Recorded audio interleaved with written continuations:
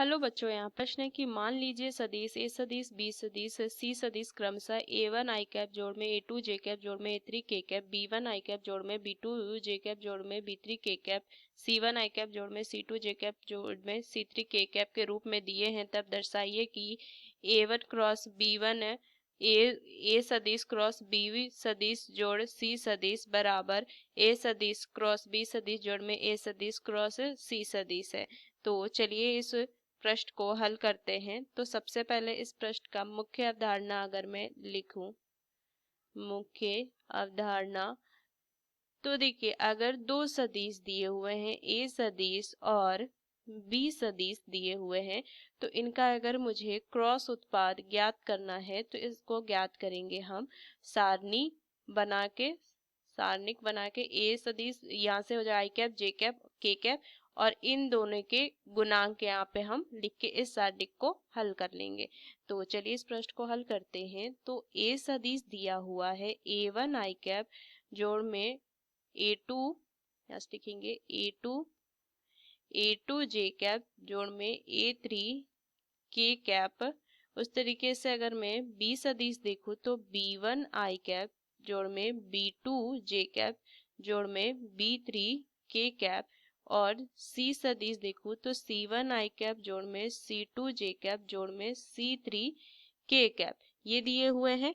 अब यहाँ से अगर मैं लिखूं कि सबसे पहले मैं ना बी सदिश जोड़ में सी सदिश ज्ञात कर लूंगी, तो यहाँ से लिखेंगे B1 जोड़ में C1 आई कैप जे कैप और के कैप को अलग अलग करके लिखेंगे तो हो जाएगा B2 जोड़ C2 जे कैप और जोड़ में हो जाएगा B3 जोड़ में C3 के कैप, ये लिख देंगे। अब मैं यहाँ से देखिए बायां पक्ष जो है यहाँ से लिखेंगे तो इसको क्या लिख सकते हैं। अब देखिए बायां पक्ष LS, तो यहाँ से क्या हो जाएगा A सदिश क्रॉस में बी सदिश जोड़ में सी सदिश, ये ज्ञात करेंगे। अब दो इसको पूरे को एक सदिश मान लेते हैं तो दो सदिश का क्रॉस उत्पाद ज्ञात करेंगे सारणिक बना के। तो यहाँ से लिखेंगे आई कैप जे कैप के कैप, तो मान कितना हो जाएगा A1 A2 A3, यहाँ से मान लिखेंगे B1 जोड़ में C1, यहाँ से मान आ जाएगा B2 जोड़ में C2 और B3 जोड़ में C3, ये लिखेंगे। इसको थोड़ा सा फैला देते हैं तो ये हो जाएगा C3। अब देखिए यहाँ से इसको बस हल करेंगे तो क्या माना जाएगा A2 गुना में B3 जोड़ में C3 माइनस में A3 गुना में B2 जोड़ में C2 आई कैप माइनस में J कैप A1 गुना में B3 जोड़ में C3 माइनस में A3 गुना में B1 जोड़ में C1 जोड़ में के कैप गुना में A1 गुना में B2 जोड़ में C2 माइनस में A2 गुना में B1 जोड़ में C1, ये लिखेंगे। अब इसको आगे हल कीजिए तो क्या हो जाएगा A2 B3 माइनस में A3 B2, ये लिखेंगे जोड़ में A2 C3 माइनस में A3 C2 आई कैप माइनस में यहाँ से क्या आ जाएगा A1 B3 माइनस में A3 B1 जोड़ में A1 C3 माइनस में A3 C1 जे कैप, ये लिखेंगे। जोड़ में यहाँ से क्या हो जाएगा A1 B2 माइनस में A2 B1 जोड़ में A1 C2 माइनस में A2 C1 गुना में के कैप, ये लिखेंगे गुना में के कैप।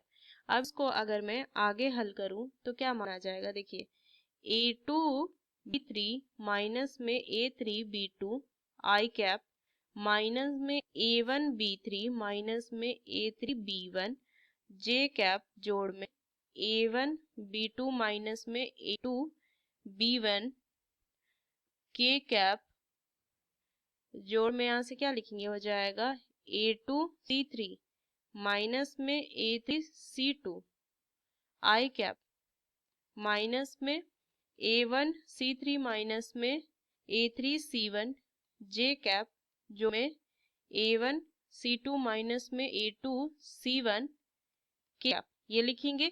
ये मेरा बायां पक्ष आ गया। इतना तक ही हल करते हैं। आगे देखिए अब यहाँ से अगर मैं देखूं दायां पक्ष क्या था, ए सदिश क्रॉस बी सदिश जोड़ में ए सदिश क्रॉस सी सदिश। तो यहाँ से अगर मैं ए सदिश क्रॉस बी सदिश ज्ञात करूँ तो यहाँ से क्या लिख सकती हूँ, सारणी बना लेंगे आई कैप जे कैप के कैप। तो यहाँ से आ जाएगा मान A1 A2 A3 B1 B2 B3। तो इसको अगर मैं हल कर लूँ तो क्या हो जाएगा, A2 B3 माइनस में A3 B2 आई कैप माइनस में A1 B3 माइनस में A3 B1 जे कैप जोड़ में यहाँ से आ जाएगा A1 B2 प्लस माइनस में A2 B1 के कैप। ये लिख सकते हैं। उस तरीके से ए सदिश क्रॉस सी सदिश ज्ञात कर लेंगे। फिर से सारणी बनाएंगे आई कैप जे कैप के कैप।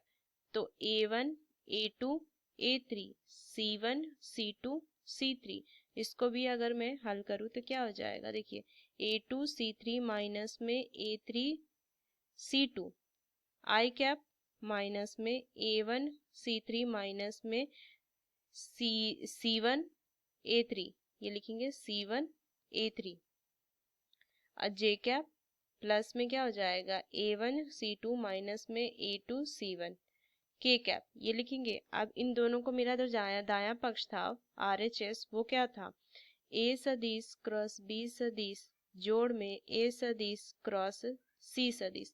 तो बस इन दोनों का मान जोड़ दीजिए। तो यहाँ से क्या लिखेंगे A2 B3 माइनस में A3 B2 आई कैप माइनस में A1 B3 माइनस में A3 B1 जे कैप जोड़ में A1 B2 माइनस में A2 B1 के कैप प्लस में यहाँ से क्या लिखेंगे, ये हो जाएगा A2 C3 माइनस में A3 C2 आई कैप माइनस में A1 C3 माइनस में A3 C1 जे कैप प्लस में A1 C2 माइनस में A2 C1 के कैप, ये लिख सकती हूँ मैं।